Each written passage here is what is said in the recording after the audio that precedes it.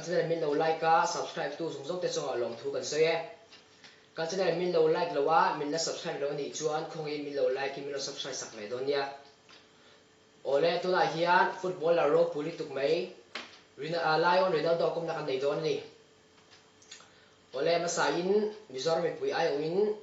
chibai ka bu ka che zona kan lut nga langa zona pakhat na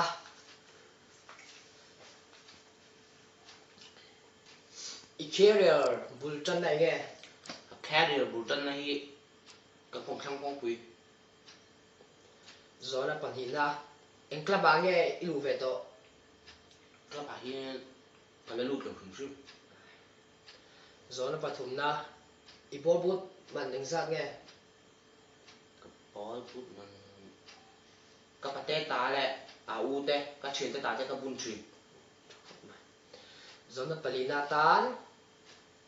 en zat nghe ilu ve to tun khen hian lo wala nei ka hlo zona pangana tan ising ganem gli fi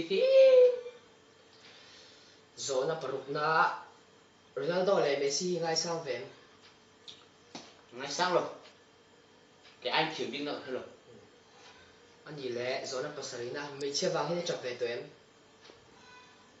kan kom khang te hai nuôi so kan ni fa fi ta la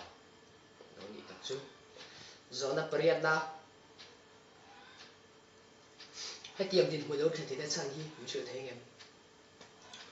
tiền tiền hun ka lo sen the na san hi ka pan này bà mò san su mo min xiêm lo xe ka pieng lo pieng lo la tiền tiền hun ka khen the lo zona Pukona football legend in TV em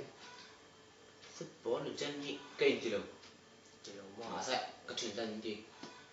ni lẽ football đi khen lâu trang hiện nay cái tỷ thuyền